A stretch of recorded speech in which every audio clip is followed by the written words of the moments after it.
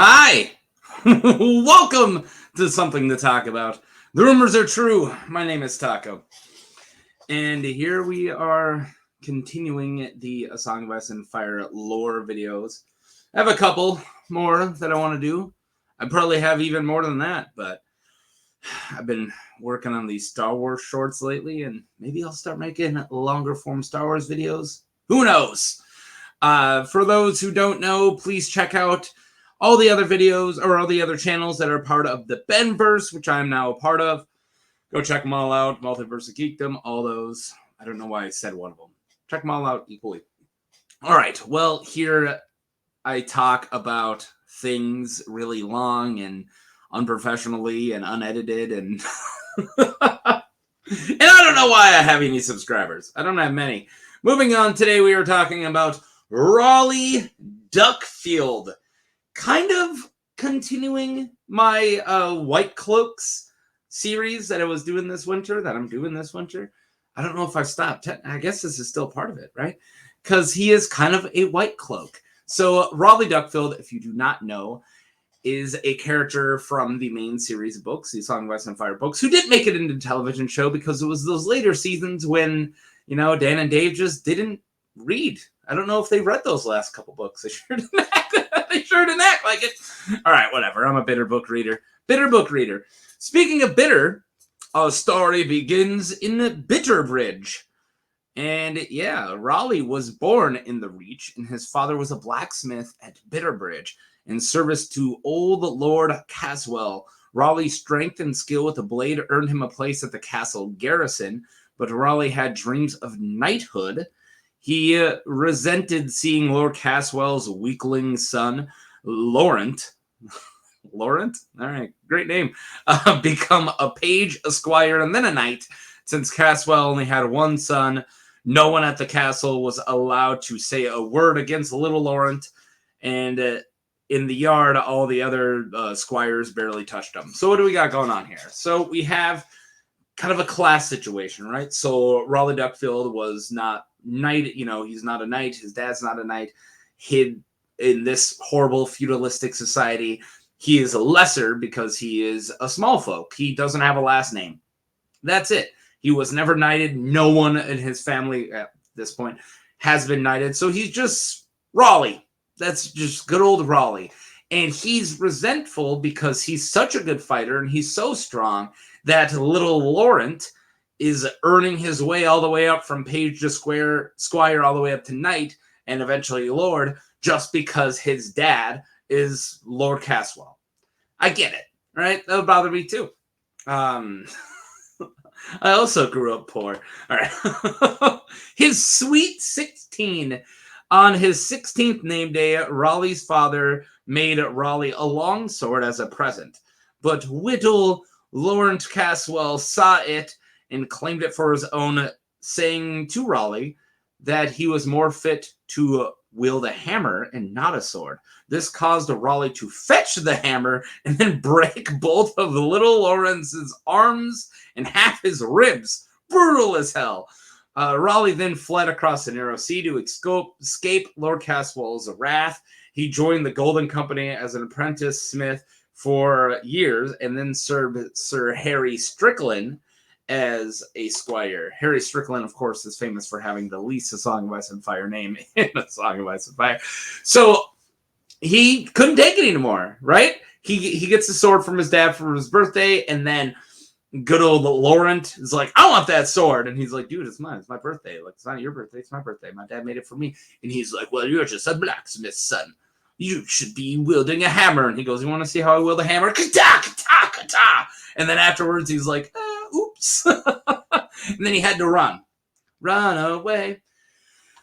So what's next? Ser Duckfield. When Griff, secretly John Connington, needed someone to train young Griff, Aegon, or maybe not, if you guys are not book readers, this is a whole storyline that gets not in the show, right? So Sir John Connington is pretending to be Griff. He has young Griff and more people who are going to meet, one of them being Duckfield, or Raleigh at this time. And secretly they're working for Varys and Illyrio Mopatis. Is that his first name? To be like is Aegon. I disappeared there for a second. To raise Aegon, young Griff, as Aegon. He's Aegon Targaryen, possibly, but he's also possibly, people call him Fagon or fake Aegon because he's possibly a Blackfire.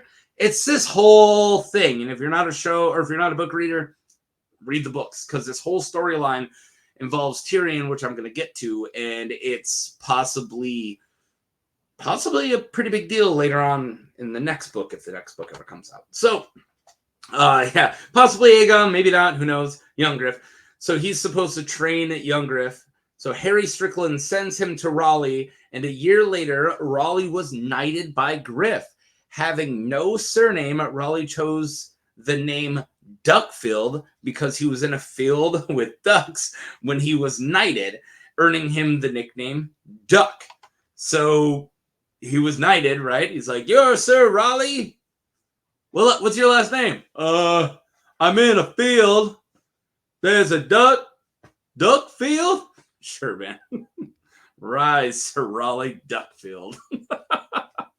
That's about as the intricacies of this guy's brain.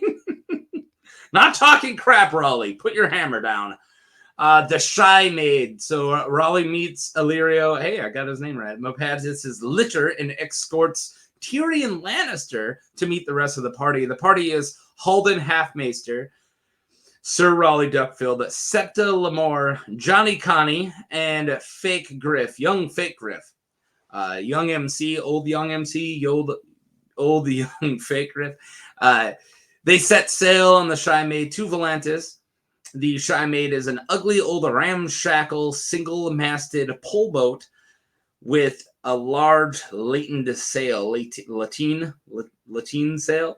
Its crew includes Captain and Master Yandri and his wife, Ysilla. Young Griff is revealed to be Aegon Targaryen, spoilers, and Griff to be John Connington, and they are supported by the Golden Company. So I'm leaving out, remember, I'm telling Rolly Duckfield story. If you want to know what happens with Tyrion and all of that, because I'm about to skip a lot, read the books. If you haven't already read them, check them out, all right? But this is just Rolly's version of the story. So they're supported by the Golden Company, who used to support the Blackfires, which is why a lot of people think Young Griff is actually a Blackfire. I'm not here to talk about that theory, guys. Stop trying to get me to do it. All right, the new Kingsguard. So Ducky and John participate in the landing of the Golden Company in the Stormlands. Wow, so they invaded Westeros. Holy shamola. Ser Duckfield is named to the new Kingsguard by Aegon, but Johnny Connie does not approve of this choice. He thinks that Duck is a solid man and true, but not worthy of Kingsguard, and that they should be reserving for famous warriors and younger sons of great lords who support Yan, who need to fight for the throne. So he wants it to be political, right? You shouldn't choose your Kingsguard members for who's the best Kingsguard, right? But who you appoint people politically. So if there's a second son or a son of a lord or just whatever, you name him to the Kingsguard to get their favor to support you to take the Iron Throne. That's what Johnny Connie is saying. And he's not wrong. He's not. You got to be a little political. So Aegon feels that most importantly, that Rolly will die for him, citing the Kinslayer, Sir Jaime Lannister, as an example of the matches that John is preferencing.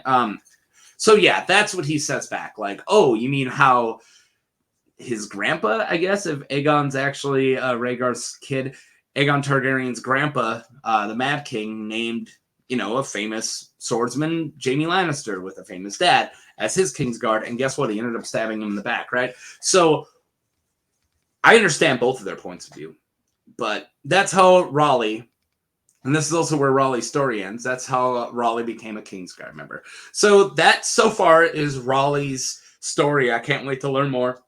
I'm assuming he'll be in the next book in Winds of Winter, if it ever comes out. Fingers crossed. I'm not one of those naysayers. I think it will happen eventually. But let's talk about some symbolism, right? So a dunk and a duck. There are a lot of similarities between Ser Duncan the Tall and Sir Rolly Duckfield. And I just wanted to talk about this because much like George Lucas, George R. R. Martin likes to rhyme. And I brought this up before of how some of his earlier stories, his prequels, and things in Fire and Blood and House of the Dragon and all that stuff, a lot of it kind of rhymes or is in reference to, or it's like looking at something in a different way from the normal or from the main books. And I say main books as the Song of Ice and Fire series, right? So Ser Duncan the Tall has a lot in common with good old Duck here.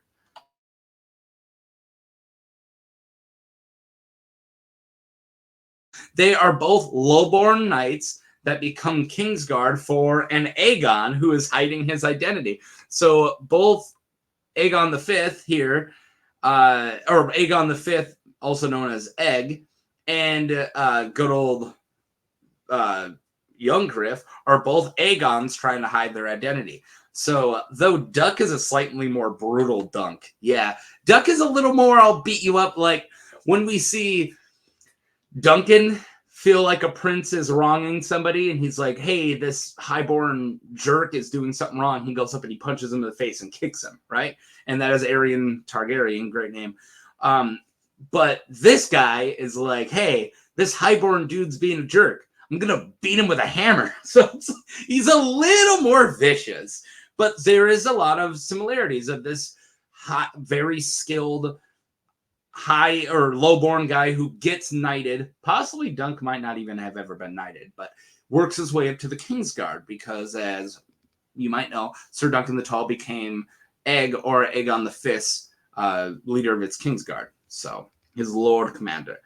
I don't know if Rolly's going to be his Lord Commander, but there you go. That's all we know for Rolly Duckfield so far. Not a lot, but I really like him. I like his name. I like his whole thing. I like the connections to Ser Duncan the Tall. So yeah, if this is your first time here, please check all my other Song of Ice and Fire stuff. I got links coming up all over the place. I've also been doing a lot of shorts for Star Wars. I have a Star Wars podcast. And yeah, like and subscribe and all that stuff. So until then, go and hang out in the field with some ducks. Yo.